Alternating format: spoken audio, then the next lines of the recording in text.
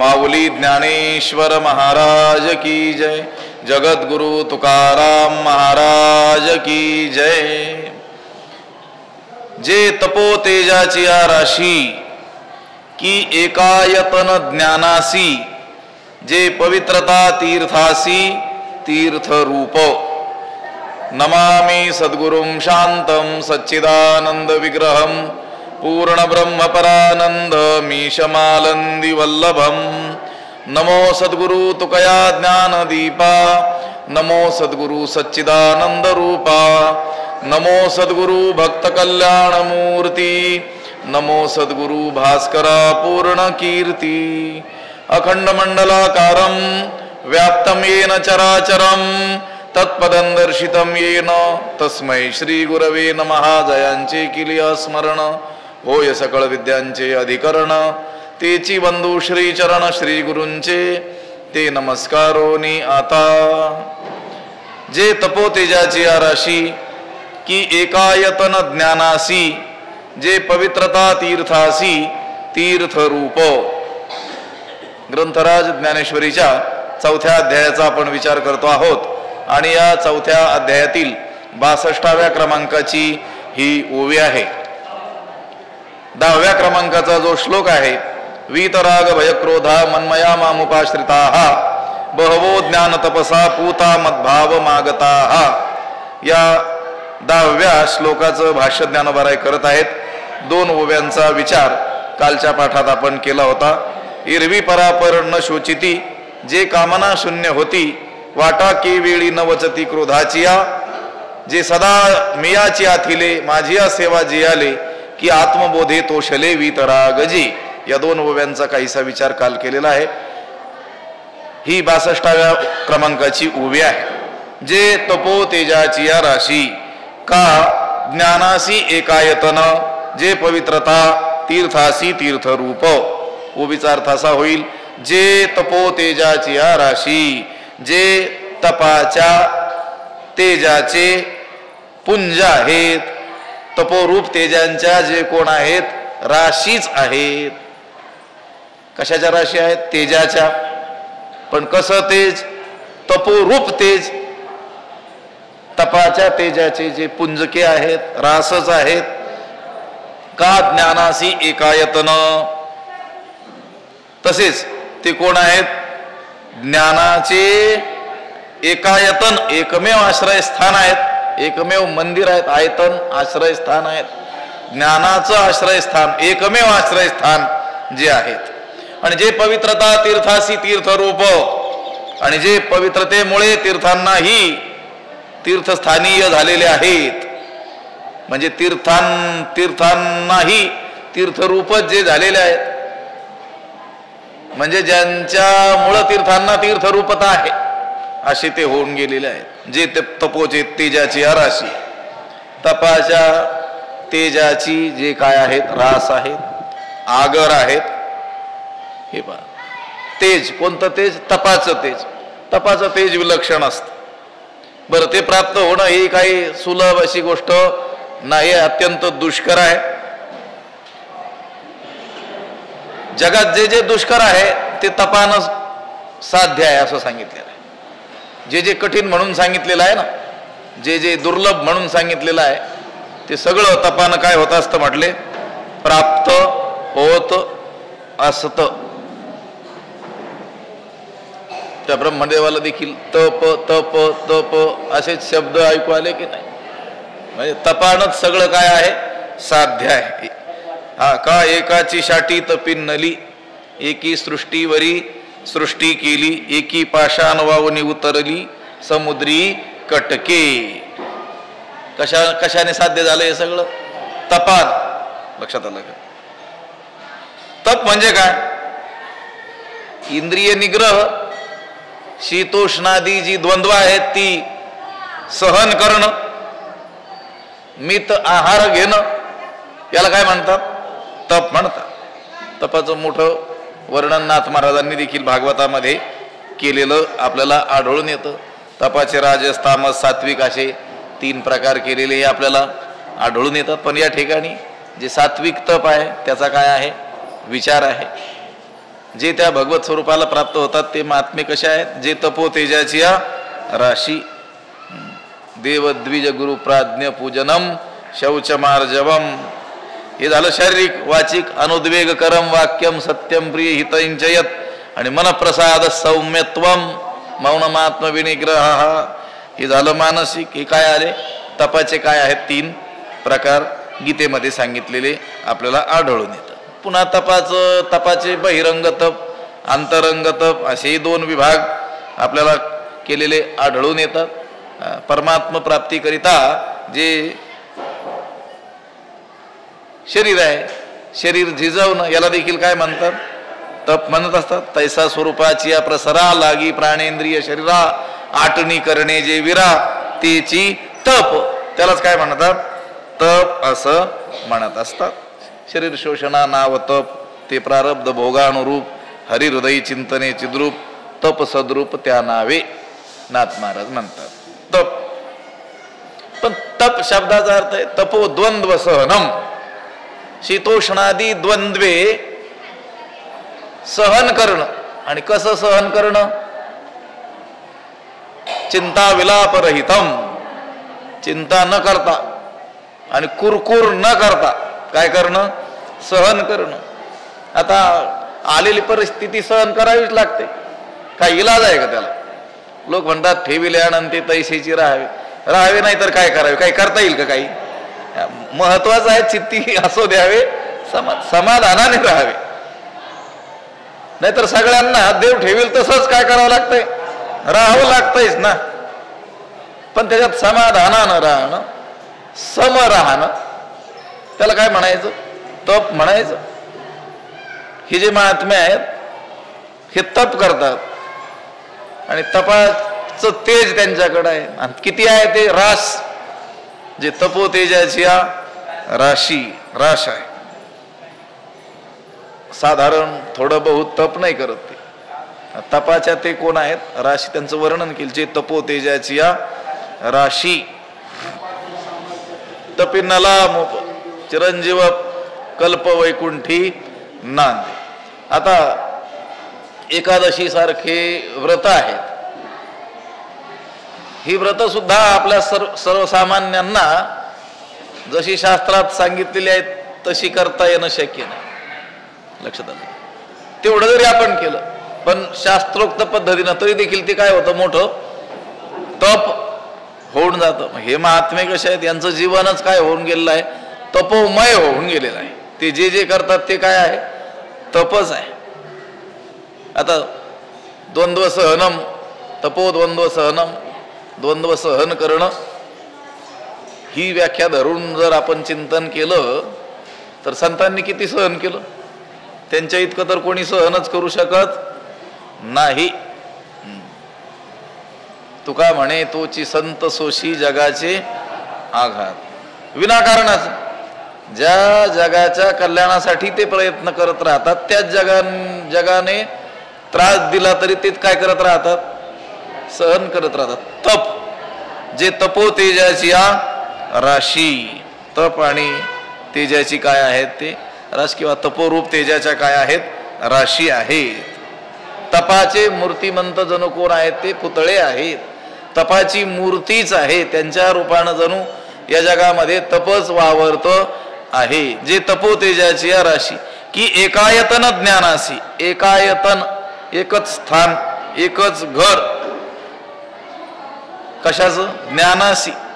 ज्ञानाचं एकमेव आश्रय स्थान ते आहेत. ज्ञान त्यांच्या आश्रयानं राहतं. ते ज्ञानाचा आश्रय नाही करत. ज्ञान त्यांना शोधत येतं आणि त्यांच्या ठाई राहत. असं आहे. हे जे ज्यांचं वर्णन चाललंय ते दृढ अपरोक्ष आत्मज्ञानाचं राहण्याचं एकमेव काय आहेत? स्थान आहेत. ज्ञान हे व्यापक आहे परंतु त्याच्या बुद्धीचा विकास तेवढाच व्यापक आहे. कोणाच्या? त्या महात्म्याच्या. ज्ञान व्यापक आहे पण त्या महात्म्याच्या बुद्धीचा विकास देखील तेवढाच व्यापक असल्यामुळं ते आत्मज्ञानी जे पुरुष आहेत ते ज्ञानाचं साक्षात रूपच आहेत किंवा त्या ज्ञानाचं राहण्याचं एकमेव काय आहेत? स्थान आहे. जेवढी ज्ञानाची वृद्धी तेवढीच जयाची बुद्धी. तो ज्ञान हे शाब्दी करणे न लगे. तोची ज्ञान हे बोलता विस्मो कवण पांडुस होता. काय सविता या ते सविता म्हणावे असे. तोची ज्ञान त्या तो ज्ञानरूपच ज्ञान आणि त्याच्यात काही भेदच नाही. ज्ञानाचं ते काय आहेत आश्रय स्थान आहेत की एकायतन ज्ञानासी किंवा की महाबोधे विहार केले जैसे. महाबोधानं ज्ञानानं त्यांना काय केलं आपलं राहण्याचं स्थान केलं आहे. अहो तद्विधी प्रणिपाते न प्रसिद्ध श्लोक आहे की नाही. तरी तनु मनुजीवे चरणासी लागावे अगर्वता करावे दास्य. जे ज्ञानाचा कुरुठा तीर्थ सेवा आधारवंट असतो स्वाधीन करी सुभटा ओळखून. जे ज्ञानाचा कुरुठा आहे ज्ञानाचं कोठार आहे ज्ञानाचं भांडार आहे ज्ञानाचं गरज ते आहे. आणि मग त्या घरात घुसण्याचा मार्ग म्हणजे सेवा सेवा आधारवंट. जे एकायतन ज्ञानासी. त्या ज्ञानाला राहण्याला सुद्धा योग्य असं स्थान हवं की नाही. कुठेही कसं काही जाऊन ते कोणाचाही कसा आश्रय करील कुणामध्येही कसं काय ते प्रकट होईल. त्याच्याकरिता तेवढ्या त्या अंतःकरणाच्या शुद्धतेची काय आहे अपेक्षा आहे की नाही. ह्या महात्म्याचं अंतःकरण तेवढं पवित्र असल्यामुळं ते ज्ञान तिथं येऊन काय करतं आश्रय करतं त्यांचा आश्रय करतं. की एकायतन ज्ञानासी. जे पवित्रता तीर्थासी तीर्थरूप. आता ह्या तीर्थांना जी पवित्रता आहे तीर्थाचं जे पावित्र्य आहे ते पावित्र्य म्हणजेच ते आहेत. किंबहुना तीर्थाला देखील तीर्थरूपच ते काय झाले होऊन गेलेले आहे. तीर्थरूप म्हणजे तीर्थस्वरूप. मूर्तिमंत जणू ते कोण आहेत साक्षात तीर्थच आहेत. नाहीतरी मग संतांना जंगम तीर्थ असं म्हटलेलं आहे. स्थावर तीर्थ आणि जंगम तीर्थ. स्थावर म्हणजे एकाच जागी असणारं तीर्थ. त्या तीर्थापर्यंत आपल्याला जावं लागतं. आणि हे जंगम तीर्थ म्हणजे चालतं फिरतं तीर्थ मूर्तिमंत तीर्थ. आता हे जे प्राप्त पुरुष आहेत हे तीर्थालाही तीर्थ होतात. त्याचं कारण काय तर गंगेसारखे जे पवित्र तीर्थ आहेत महातीर्थ आहेत त्या गंगेसारख्या त्या महातीर्थामध्ये पवित्र तीर्थामध्ये लोक जाऊन काय करतात स्नान करतात. त्यामुळं लोकांचं पाप जातं. पण त्या तीर्थांना मालिन्य प्राप्त होतं. त्या तीर्थांना जो अपवित्रपणा प्राप्त होतो तो अपवित्रपणा घालवण्याकरिता ते तीर्थ वाट पाहतात. कुणाची अशा ह्या महापुरुषाची. आणि हे महापुरुष जाऊन ज्यावेळेस स्नान करतात त्यावेळेस त्या तीर्थाचा अपवित्रपणा काय होतो नाहीसा होतो. म्हणजे आपल्याला आपली अपवित्रता घालवण्याकरिता तीर्थाचा आश्रय करावा लागतो. अंगलगे पापा ते जिनणे गंगे. संतांचे नि अंग लगे. त्या संतांच्या अंगाचा स्पर्श झाल्यानंतर ती गंगा जी पाप्यांचे पाप धुवून मलिन झालेली आहे ती सुद्धा काय होते शुद्ध होते. तेने संत संगे शुचित्व कैसे. नारदांनी भक्तिसूत्रामध्ये एक सूत्र असं वापरलेलं आहे. तीर्थी कुर्वंती तीर्थाने असं म्हटलेलं आहे. ते तीर्थाला काय करतात तीर्थत्व प्रदान करतात. त्याचाच अनुवाद मला वाटतं तुकोबारायांनी केलेला असा. तीर्थासी तीर्थ झाला तोची एक मोक्ष तेणे दरुषणे. तो कोण आहे तो महात्मा तीर्थाचाही तीर्थ आहे. तीर्थासी तीर्थ झाला तोची एक मोक्ष तेणे दरुषण. त्याच्या दर्शनाने काय होतं मोक्ष होतं.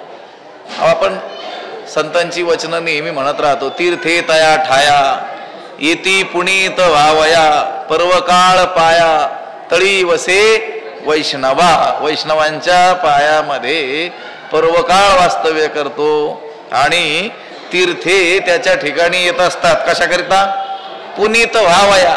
आपल्याला तीर्थांकडे जावं लागतं आपल्याला पुनीत व्हावया आणि तीर्थे त्यांच्याकडे येत असतात त्यांना पुनीत होण्याकरिता. तीर्थी पावन धर्म जिही केला धडवती कैवल्य कल्पद्रुम ते त्रिजगती ज्ञानोबारायांच्या अभंगाचं एक चरण आहे. ते कसे आहेत? तीर्थी पावन. त्यांनी काय केलं? तीर्थाला पावन केलं. असं जगाला पावन करणारे तीर्थ, पण त्या तीर्थालाही पावन करणारे हे महात्मे आहेत, जे पवित्रता तीर्थासी तीर्थरूप, जे तीर्थाचं पावित्र्य आहे. हे महात्मे म्हणजे तीर्थाचं पावित्र्य आहे. तीर्थामध्ये हे महात्मे असतील तर त्या तीर्थाला काय असेल? पवित्रता असेल. कारण तीर्थाचा आश्रय कोण करतात? आपल्यासारखी सामान्य लोक आपली पाप धुण्याकरता. पण मग त्या तीर्थांनाही पवित्र करणारं कोणीतरी त्या तीर्थात असलं पाहिजे ना. आणि असतात साधू संत लोक तीर्थस्थानी वास्तव्य करत असतात. तीर्थे तीर्थे निर्मलम साधू वृंदम असं म्हटलेलं आहे ना. तीर्थामध्ये निर्मळ अंतकरणाच्या साधू पुरुषांचा काय समुदाय असतात. आणि ते त्या समूहामध्ये काय करत असतात? वृंदे वृंदे तत्वचिंतनानुवाद. हा तत्वचिंतनानुवाद करतात. भगवत स्वरूप भगवत कथा करत राहत असतात. म्हणून मग सामान्य माणसांनी तीर्थाला गेल्यानंतर त्या तीर्थाचा जो विधी असतो त्या विधीपूर्वक त्या तीर्थामध्ये वास्तव्य केलं पाहिजे. पंढरपूरचा विधी सांगताना काय सांगतात? चंद्रभागे स्नान विधतो हरिकथा. चंद्रभागेचं स्नान, प्रदक्षिणा, भगवंताचं दर्शन आणि हरिकथेचं श्रवण, एवढं सगळं जर केलं तर त्या तीर्थाचं जे मुख्य फळ आहे ते आपल्याला काय होईल? प्राप्त. म्हणून पंढरपूरला गेल्यानंतर पंढरपूरचा जसा विधी सांगितला तसा प्रत्येक तीर्थाचा काय आहे? विधी आहे. म्हणून मुख्य काय? सत्संग करणं, त्या साधूंचा सहवास करणं. तिथे काय होईल? त्यांच्यात भगवत चर्चा चाललेली असते, ती आपल्याला श्रवण करायला मिळेल. तीर्थे तीर्थे निर्मलम साधू वृंदम. तीर्थामध्ये निर्मळ असलेल्या संतांचे समुदाय असतात. आणि त्या वृंदे वृंदे तत्वचिंतनानुवाद. आणि त्या समुदायामध्ये भगवत कथा चर्चा चाललेली असते. वादे वादे जायते तत्वबोध. आणि त्यांच्या त्या संवादाचं श्रवण आपण केलं तर आपल्याला तत्वबोध होईल. बोधे बोधे भासते चंद्रचूडा. आपल्याला भगवत दर्शन होईल, भगवत साक्षात्कार होईल. उठी पुत्रा जाई बाळा तू तीर्थे रे हिंड म्हटलंय की नाही? ती मदाला असं सांगते की नाही मुलाला? कुठे जा? तीर्थाला जा. साधू आणि सज्जन जेथे असती बा उदंड. खूप प्रमाणात साधू संत कुठे असतात? तीर्थाला असतात. तया माझी आत्मज्ञानी जो का न बोले वितंड. तो तू गुरु करी रे बाळा, आहे ना, तो तुझं बुजविल प्रचंड. त्याच्यामध्ये जो आत्मज्ञानी आहे त्याचा शोध कर आणि त्याला काय कर? आपला गुरु मान. असो, हे जे महात्मे आहेत हे तीर्थाला देखील तीर्थरूप आहेत. जे पवित्रता तीर्थाशी तीर्थरूप असे ते जे आहेत ते मदभावा सहजे आले. मी ते चिते होऊन ठेले. जे मज तया उरले पदर नाही. ते मदभावा सहजे आले. मी ते चिते होऊन ठेले. जे मज तया पदर उरले नाही. ते मदभावा सहजे आले. ते माझ्या स्वरूपाला स्वभावतः सहजच येतात. माझ्या स्वरूपाशी ते काय होतात? सहजच एकरूप होतात. स्वभावतःच मला ते काय होतात? प्राप्त होतात. मी तेची ते होऊन ठेले. मी तेच ते होऊन राहतात. याचा अर्थ मी तेच आणि ते मीच होऊन राहतात. का बर? जे मज तया उरले पदर नाही. जे म्हणजे कारण मज तया पदर उरले नाही. माझ्यात आणि त्यांच्यात पदर म्हणजे आडपडदा, भेदाचा आडपडदा उरलेला नसतो. भगवंत म्हणतो त्यांच्यात आणि माझ्यात कोणताच आडपडदा राहिलेला नसतो. म्हणून ते सहजच माझ्या स्वरूपाला काय झालेले असतात? प्राप्त झालेले असतात, मिळालेले असतात. जे ते मदभावा सहजे आले. मदभावा माझ्या स्वरूपाला सहजे, स्वाभाविकपणे, सहजगत्या, स्वभावतः, सहजासहजी. वास्तविक पाहिलं तर जीव हा काय आहे? परमात्म स्वरूपच आहे. जो परमात्माची परी दुसरा. किंवा कोठे जीव निराळ. तुका म्हणे कैची किंवा कोठे जीव. जीव हा परमात्मा स्वरूपाहून वेगळा नाहीच आहे. जीव ब्रह्मैव ना परहा. जीव हा ब्रह्म एव, जीव ब्रह्मच आहे, अपरहा न, दुसरा नाहीच, वेगळा नाहीच आहे. पण हा आत्मा ज्या वेळेस अज्ञानाला वश होतो आणि शरीराशी काय करतो, तादात्म्य करतो आणि शरीराचे धर्म आपल्या ठिकाणी काय करतो, मानू लागतो. शरीर जन्माला येतं, तो म्हणतो मी जन्माला आलो, कारण शरीराशी त्याने काय केलेलं आहे, तादात्म्य केलेलं आहे. शरीर काळा गोरा असतं, तो म्हणतो मी काळा मी गोरा. ते शरीर स्त्री अथवा पुरुषाचं असतं, तो म्हणतो मी स्त्री मी पुरुष. लक्षात आलं. त्या शरीर ज्या ठिकाणी जन्मलेला असतो तिथं वर्ण असतो, ब्राह्मण क्षत्रिय वैश्य शूद्र, तो म्हणतो मी ब्राह्मण मी क्षत्रिय मी वैश्य मी शूद्र मी ब्रह्मचारी मी गृहस्थी मी वानप्रस्थ मी संन्यासी. शरीराचे धर्म कुणाच्या ठिकाणी मानतो, आपल्या ठिकाणी मानतो. म्हणजे काय होतो, जीवत्व दशेला प्राप्त होतो. आणि अशा जीवत्व दशेला जो प्राप्त झालेला आहे, मी देह आहे अशी समजूत ज्याची दृढ झाली त्यालाच काय म्हणतात, जीव म्हणत असतात. वास्तविक पाहता जीव हा ब्रह्मरूपच आहे, पण तो स्वतःला काय मानतोय, जीव मानतोय. मग करायचं काय आता, फक्त त्यानं मी जीव आहे मी देह आहे ही समजूत काय करायची, टाकून द्यायची आहे. देहा अहंकार काढून टाकायचा. तैसा देहा अहंकार नाथिला, हा समूळ जायाचा नाशिला, तोची परमात्मा संचला. आधी जे आहे आधीचाच तो कोण आहे, परमात्मा स्वरूप आहे. प्रत्येक जणच, हे कोणा दुसऱ्याच चाललेलं नाही आहे. मी अगोदरच सांगितलं होतं सुरुवातीला, ही ज्ञानेश्वरी म्हणजे कथा आहे. पण कोणती कथा आहे, आत्मकथा आहे. रामायण कथा आहे, पण कोणाची, रामचंद्रांची. कोणत्या रामचंद्र, दाशरथी राम, अयोध्येचा राम, त्याची कथा आहे. त्याचा अवताराला येणं, ते अवतार कार्य, वनात जाणं, युद्ध करणं, त्याचे पराक्रम लीला गुण यश, ती कथा आहे. भागवत कृष्ण कथा आहे. ज्ञानेश्वरी आत्मकथा आहे. कोणाची कथा आहे, प्रत्येकाची कथा आहे. आपली कथा चालली, किती मन लावून ऐकलं पाहिजे असं मी सांगितलं नाही का, आपल्याबद्दल जर कोणी बोलत असेल बंद खोलीमध्ये आणि तिथून जर आपण चाललेलो असू बाहेरून, किती आपल्या माग महत्वाचं काम असेल तर ते काम सोडून देऊन भिंतीला कान देऊन काय करतो आपण, माझ्याबद्दल नेमकं काय बोलतात हे ऐकतात की नाही लोक. किंवा आपण एखाद्याला फोन आलेला असेल, केलेला असेल आणि फोनवर बोलणं झालं आणि आता नमस्कार झाला आणि ठेवला फोन, पण ते ठेवायचा त्याच्याकडून बंद करायचा राहिला, तरी लोक ऐकतात काय बोलतोय ते. लक्षात आलं का? इतकं मन लावून ऐकत असतात. कशा, कोणाबद्दल, स्वतःबद्दल. गोष्ट काय, जीव हा मूळचा ब्रह्मरूप आहे. जीवाला ब्रह्मरूप व्हायचं नाही आहे हे जाणायचं आहे. लक्षात आलं का? व्हायचं म्हणजे तो आधी नाही आणि मग आता त्याला ब्रह्मरूप व्हायचंय असं नाही.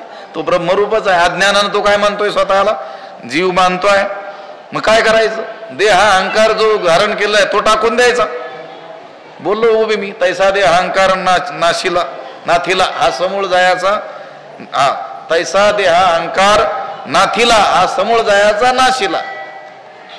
असं देह हा अहंकार धारण केलेला आहे, तो जर समूळ जाईल तर तोची परमात्मा संचला आधीच आहे. तो अगोदरचाच कोण आहे, परमात्माच आहे. देह नव्हे मी हे सरे, उरला उरे विठ्ठल. मी देह ना आहे ही समजूत फक्त काय करायची आहे, टाकून द्यायची. आता या देहाशी तादात्म्य घेणारं जे मन आहे, ते जे मन आहे या महात्म्याचं, ते कसं झालेलं आहे, स्वस्वरूपावर आरूढ झालेलं आहे. ते मन काय झालेलं आहे, व्यापक झालेलं आहे. स्वस्वरूपावर आरूढ झालेला असल्यामुळं तो आपल्याला शरीर समजत नाही आहे. तो महात्मा, त्याची समजूत मी देह आहे अशी नाही आहे. देहबुद्धी त्याची काय झालेली आहे, नष्ट झालेली आहे. त्याची आत्मबुद्धी जागृत झालेली आहे. आपण परमात्माच आहोत अशी त्याची काय आहे, समजूत आहे. तसा अनुभव देखील आहे. केवळ कथन नाही आहे, केवळ मुखानं नाही बोलत आहे अहम ब्रह्मास्मी म्हणून. तसा तो काय आहे, त्याची तशी दृढ समजूत आहे. हे पहा, अहंकाराचा विषय चालला. तर हा विचारोनी अहंकारू सांडीजे, मग असतीच वस्तू होईजे. कोणती वस्तू, असतीच, असलेलीच. म्हणजे प्रत्येक जण हा परमात्मा स्वरूपच आहे अगोदरच आहे. फक्त काय करायचं आहे, विचारोनी अहंकारू सांडीची. जैसी आपली स्वस्ती सहजे आपण केली. जर विचार करून संतांच्या सानिध्यात विवेकपूर्वक या अहंकाराचा त्याग केला तर तो अगोदरचाच ब्रह्म तो फक्त जाणतो मी काय आहे ब्रह्म. तया स्वांत करण जिता सकळ कामोपशांता परमात्मा परवता दुरी नाही. म्हणून ते मदभावा सहजे आले. हे महात्मे आहेत ना, मत स्वरूपाला प्राप्त झाले. कसे झाले? सहज. सगळ्यात सोपी गोष्ट काय आहे या जगात? परमात्मा प्राप्ती. तुम्ही म्हणाल तिथं सगळ्यात अवघड सांगितलेली आहे. तुम्ही कशी काय म्हणतात सोपी आहे? सोपी यासाठी आहे की त्यासाठी काही करायचं नाही आहे. हा, परमात्मा आपल्याहून दूर असता मग त्याला मिळवायचे काहीतरी कष्ट करावे लागले असते. तो दूरही नाही आहे, जवळ आहे. किती जवळ?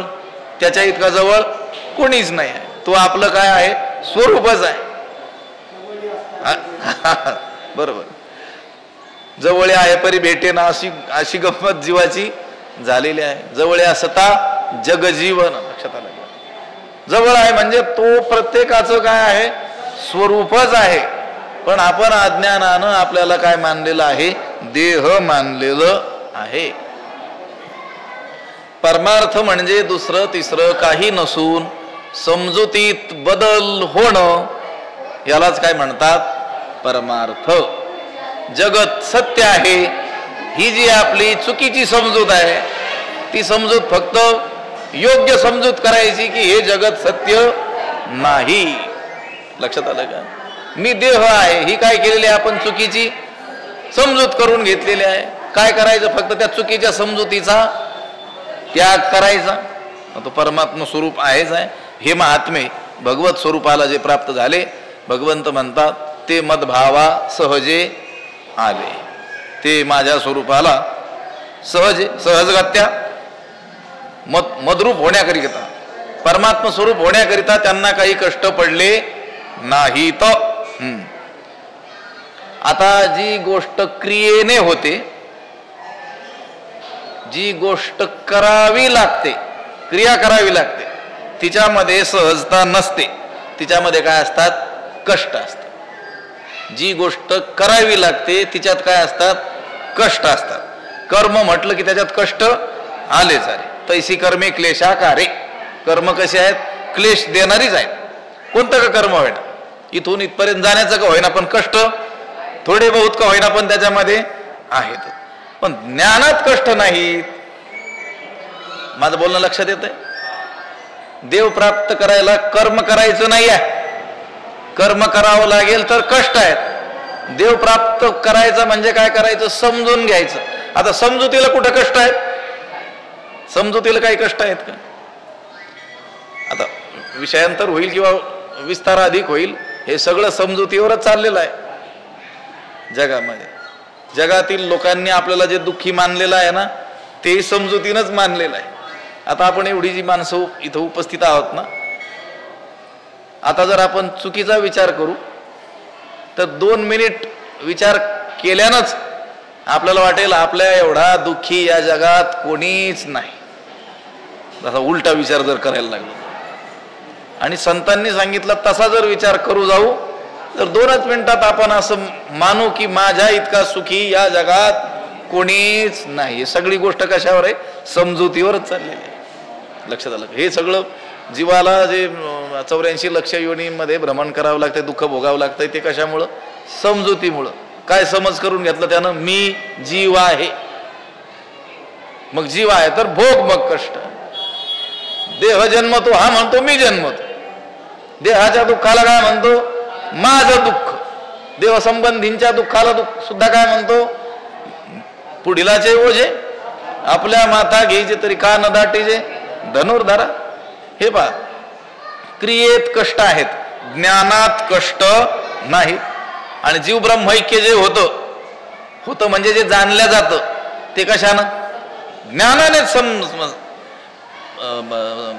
सद्गुरू कशाचा उपदेश करतात? ज्ञानाचाच उपदेश करतात.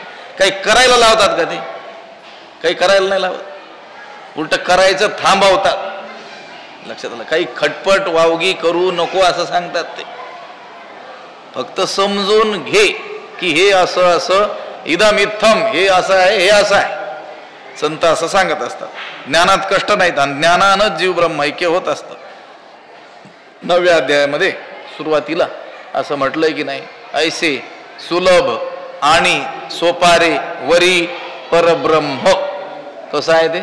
सुलभ आहे, सोपा आहे आणि पुन्हा काय आहे? ब्रह्म आहे. असं आहे. त्या अर्जुनाला शंका येते ना, एवढं जर हे सोपं आहे तर मग याच्या प्राप्तीसाठी सगळेजण प्रयत्न का करत नाहीत बरं? पुढं तो शंका करील ना. पण भगवंत म्हणतात हे सुलभ आहे, सोपं आहे. आता ठीक आहे, परमार्थामध्ये कष्ट आहेत ही गोष्टही नाकारून चालणार नाही, परंतु ते कष्ट अंतःकरणातील मल आणि विक्षेप दूर करण्यासाठी आहे, स्वरूपाला जाणण्यासाठी नाहीत. मल आणि विक्षेप हे जे दोष आहेत ते दूर केल्याशिवाय तर ज्ञान प्रकट होणार नाही. हे बा, मनुष्य मात्राच्या अंतःकरणात 3 दोष असतात: मल, विक्षेप, आवरण. मल कशाला म्हणतात? पाप वासनेला, निषिद्ध कर्म करण्याच्या प्रवृत्तीला काय म्हणतात? मल म्हणतात. विक्षेप कशाला म्हणतात? मनाच्या चंचलतेला, अस्थिरतेला काय म्हणतात? विक्षेप म्हणतात. म्हटले मल दोष कशाने जाईल? निष्काम, वेदबोधित निष्काम कर्म केल्याने काय होईल? मल दोष निघून जाईल, पापवासना निघून जाईल. विक्षेप दोष कशाने जाईल? वेदबोधित निष्काम भक्ती म्हणजे उपासनेनं मल दोष काय होईल? निघून जाईल. आणि मग ज्ञानाने आवरण दोष काय होईल? निवृत्त होईल. ज्ञानाने आवरण दोष निवृत्त व्हायला वेळच नाही, सेकंदाचा सुद्धा वेळ लागणार नाही. ब्रह्माहमस्मी ऐसी वाणी, एक वेळ पडता कानी. अविद्या निद्रा गेली पळोनी, तत्क्षणी जागिन्नला. नाथ महाराज म्हणतात. ज्ञानोबराय म्हणतात, काना वचनाची भेटी, सरिसाची पै किरीटी, वस्तू होऊनी उठी, कवणू एक उजो. एका सेकंदाभराचं क्षणाचं काय आहे ते? काम आहे. पण तो क्षण येण्याकरिता हे मलविक्षेप दूर जे करायचे त्याच्यात काय आहेत? कष्ट आहेत. ज्ञानाधिकार प्राप्त करून घेण्यासाठी कष्ट आहेत. आवरण दोष निवृत्तीकरिता कष्ट करावे लागत नाही. मोटके गुरुमुखे उदय जत दिसे, आणि हृदय स्वयंभची आसे, प्रत्यक्ष फावो लागे तैसे आपैसा. हे बा, म्हणून कष्ट जे आहेत परमार्थात ते मल आणि विक्षेप दूर करण्यासाठी आहेत. ज्याचा मल आणि विक्षेप दूर झाला त्याला तर काही नाही, मग थोडे आहे चित्त साह्य. पण हे चित्त साह्य आपल्याला करील असं अनुकूल होण्याकरिता जन्मोजन्मी काय करावे लागणार आहे? सायास करावे लागणार आहेत. ते मदभावासह जे आले हे महात्मे माझ्या स्वरूपाला काय झाले? स्वभावताच काय झाले? प्राप्त झाले. स्वभावता प्राप्त झाले म्हणजे त्यांनी काय केलं? मल विक्षेप काय केले? दूर केले. निष्काम कर्म केले, निष्काम उपासना केली, सद्गुरूंकडून महावाक्याचं काय केलं? श्रवण केलं, आणि स्वरूपाला काय केलं? जाणलं, सहज जाणलं. ते मदभावासह जे आले. मी तेची ते होऊनी ठेले. मी तेच आणि तेच मी होऊन ठेले. मी तेच ते होऊन राहतात. कारण मन हे परमात्म्याच्या जवळ गेलं म्हणजे त्याच्याशी काय होतं? आपोआप तद्रूप होऊन जात असतं. हे बा, मिठाचा खडा पाण्यात टाकला की काय होऊन जातो? तो पाणी रूपच होऊन जातो. कारण मिठाचा आणि पाण्याचा संबंध आहे सजातीय. त्या पाण्यापासूनच काय तयार झालेलं आहे? ते मीठ तयार झालेलं आहे. तसा चित्ताचा, मनाचा आणि परमात्म्याचा देखील काय आहे? सजातीय संबंध आहे. कधीतरी सांगितलं असेल मी. चित्त हा शब्द आहे ना, 2 त आहेत ना, डबल, एक अर्धा आणि एक पूर्ण. चित्त हा शब्द आणि चित हा शब्द. भगवंत कसा आहे? सत चित आनंद रूप. सत म्हणजे सत्य स्वरूप, चित म्हणजे ज्ञान स्वरूप, आनंद म्हणजे सुख स्वरूप आहे. चित म्हणजे ज्ञान.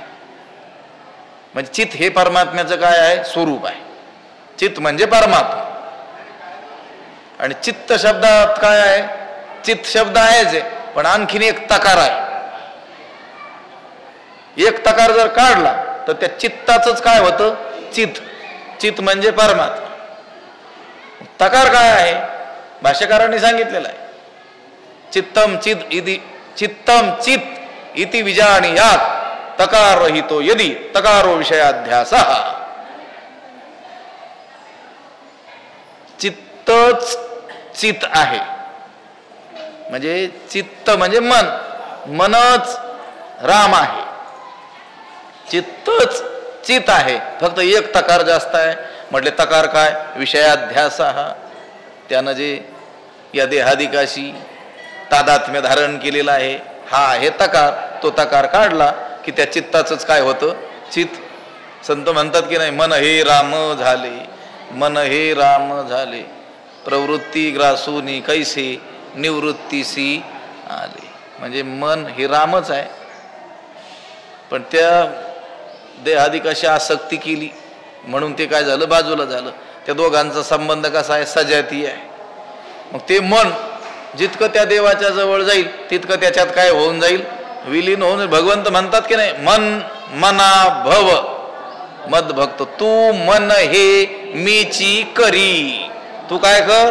तुझं मन मीच करून टाक. मन मनापणानं ठेवू नको. मन माझ्यामध्ये काय करून टाक? विलीन करून टाक. यांनी करून टाकलं. मी तेची ते होऊन ठेले. मी तेच आणि तेच मी असे होऊन ते राहतात. हे पाण्याहून बाजूला असतं. त्या समुद्रात आपण टाकलं नसतं तोपर्यंतच ते वेगळं आणि थोडं दिसतं. काय? मीठ. जोपर्यंत समुद्रात आपण त्याला टाकलं नाही तोपर्यंत ते वेगळं दिसतं. आणि किती दिसतं? समुद्र केवढा आणि मीठ थोडंसं दिसतं. आणि मग जर टाकलं तर मग होय सिंधूची एवढे मिळे तेव्हा. मग जेव्हा ते त्याच्यात मिळून जाईल, केवढं होऊन जाईल ते मीठ? समुद्रा एवढं. कारण ते त्याचंच काय आहे? त्याचाच अंश आहे. कोणाचा? समुद्राचा.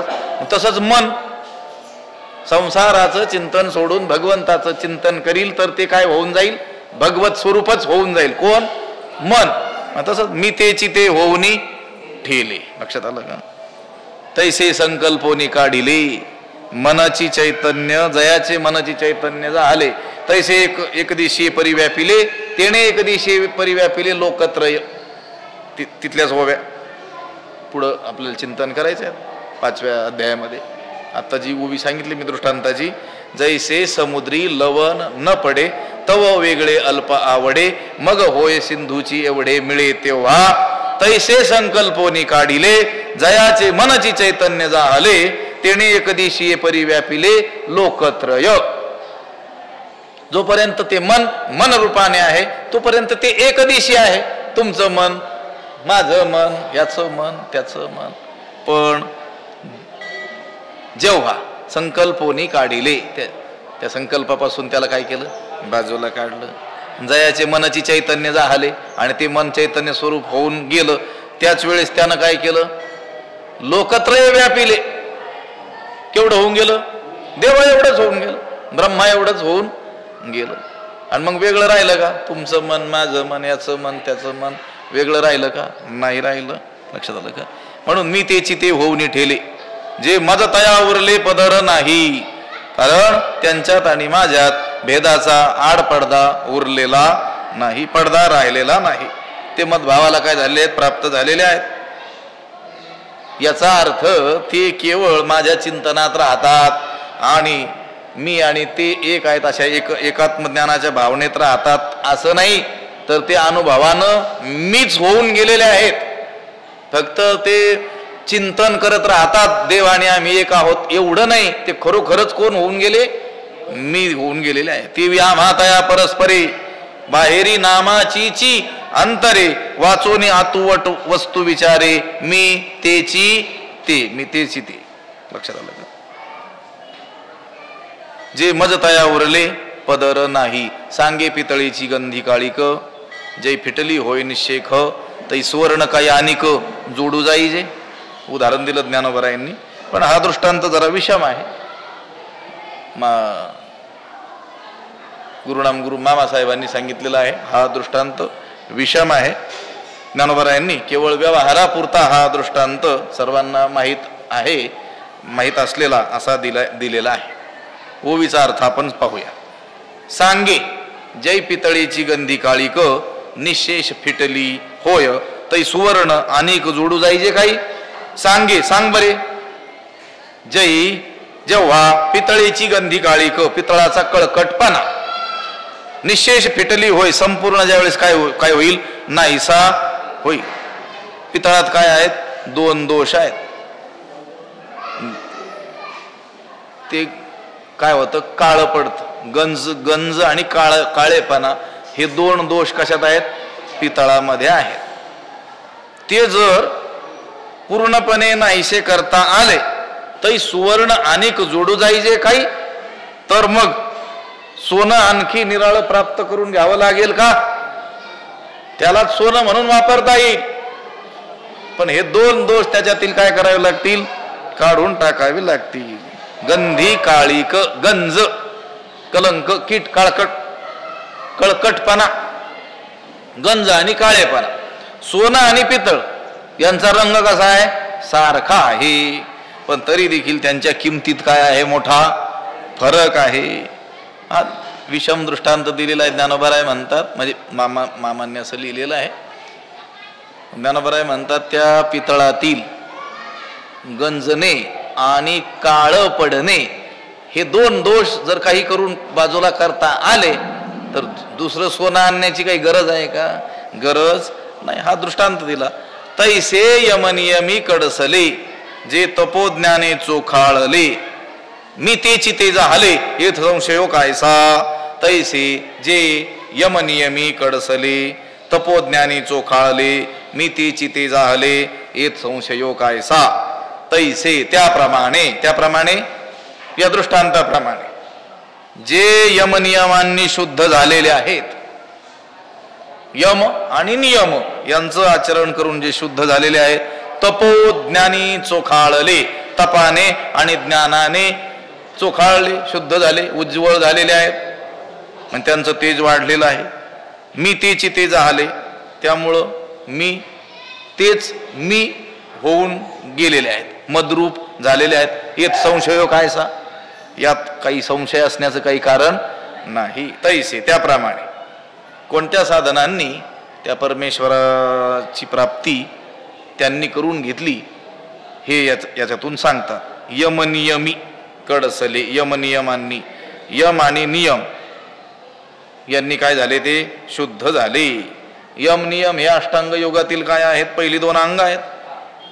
यम नियम, आसन, प्राणायाम, प्रत्याहार, धारणा, ध्यान, समाधी हे योगाची काय आहेत? 8 अंगे आहेत. त्यातील यम आणि नियम हे पहिलेच 2 अंग आहेत. अहिंसा, सत्य, अस्तेय, ब्रह्मचर्य आणि अपरिग्रह हे 5 यम आहेत. शौच, संतोष, तपस्वाध्याय आणि ईश्वर प्रणिधान हे काय आहेत? 5 नियम आहेत. 5 यम आहेत आणि 5 काय आहेत? नियम आहेत. या यम नियमांनी त्यांनी आपल्या अंतकरणातील रजोगुण तमोगुण नष्ट केला आणि अंतकरण काय केलेलं आहे? शुद्ध केलेलं आहे. कडसले, शुद्ध झाले, कसाला उतरले, धुवून निघाले. अगदी कशाने? यमनियमांनी. तैसे यमनियमी कडसले, जे तपोज्ञाने चोखाळले. तपोज्ञाने, तपाने आणि ज्ञानाने. यात आत्मस्वरूप प्राप्तीकरिता प्राण, इंद्रिये, शरीर यांची काय करणं? आटणी करणं, ती झिजवणं. याला काय म्हणतात? तप म्हणतात. आपण ओवी पाहिली. तैसा स्वरूपाची प्रसरा लागी प्राणेंद्रिय शरीरा, आटणी करणे जे विरा तीची तप. आणि तपाने काय होतं? देहासक्ती कमी होत असते. मनुष्याला जी देहासक्ती, प्रबळ देहासक्ती आहे ती काय होत असते? हळूहळू तपानं कमी होते. आणि यम नियम तप यांनी काय होतं? अंतकरणातील मल विक्षेप हे दोष काय होतात? निवृत्त होतात. फक्त आवरण दोष शेष राहतो. तो आत्मज्ञानाने काय होतो? नष्ट होत असतो. म्हणून जे तपोज्ञाने चोखाळले, मी तेची ते झाले येत संशयो कायसा. याच्यात काही शंका नाही, संदेह नाही.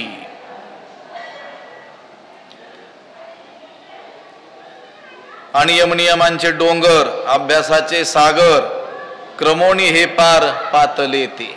यमनियमांचे डोंगर ओलांडून अभ्यासाचे सागर उल्लंघून ते काय झाले भगवंताप्रत आले. तैसे यमनियमी कडसले जे तपोज्ञाने चोखाळले मी तेची ते जाहले येथ संशयो कायसा. त्याप्रमाणे यमनियमांनी जे शुद्ध झाले तपोज्ञाने चोखाळले तप शारीरिक वाचिक मानसिक तप आणि ज्ञान अपरोक्ष ज्ञान यांच्या योगाने जे शुद्ध झालेले आहेत असे जे पुरुष आहेत मी तेच आणि ते मीच झालेले असतात. परस्परात स्वरूपतः आमचं काय झालेलं आहे ऐक्य झालेलं आहे. यात कोणत्याही प्रकारचा संशय नाही आहे. पुंडलिक वरदा हरिविठ्ठल श्री ज्ञानदेव पंढरीनाथ भगवान की जय. माऊली ज्ञानेश्वर महाराज की. जगद्गुरु तुकाराम महाराज की जय. विठ्ठल विठ्ठल विठ्ठल विठ्ठल. पुंडलिक वरदा हरी विठ्ठल श्री ज्ञानदेव पंढरीनाथ भगवान की जय. माऊली ज्ञानेश्वर. आता विश्वात्मके देवे तोषोणी मद द्यावे पसाय दान हे. जे खळांची व्यंकटी सांडो तया सत्कर्मी रती वाढो. भूता परस्परे पडो मैत्र जीवांचे दुरितांचे तिमिर जावो. विश्व स्वधर्म सूर्ये पावो जो जेवांचील वर्षत सकळ मंगळी. ईश्वर निष्ठांची मांदियाळी अनवरत भूमंडळी भेटो तया भूता. चला कल्पतरूंचे आरव चेतना चिंतामणीचे गाव. बोलते जे अर्णव पियुषांचे चंद्रमे जे अलांछन. मार्तंड जे तापहीन ते सर्वाही सदा सज्जन. सोय रे हो तू किंबहुना सर्व सुखी पूर्ण होणी तिही लोकी. भजिजो आदि पुरुखी अखंडित आणि ग्रंथोपजीविये. विशेषी लोकी ये दृष्टादृष्ट विजय हो आवेजी. एथ म्हणे श्री विश्वेश्वरावो हा होईल दान पसावो. येणे वरे ज्ञानदेवो सुखिया झाला. येणे वरे ज्ञानदेवो सुखिया झाला. येणे वरे ज्ञानदेवो सुखिया झाला. पुंडलिक वरदा हरी विठ्ठल श्री ज्ञानदेव तुकाराम पंढरीनाथ भगवान की. माऊली ज्ञानेश्वर महाराज की. जगद्गुरु तुकाराम महाराज की जय. शांती ब्रह्म एकनाथ महाराज. सद्गुरु वंशी महाराज. सद्गुरु जोग महाराज की जय.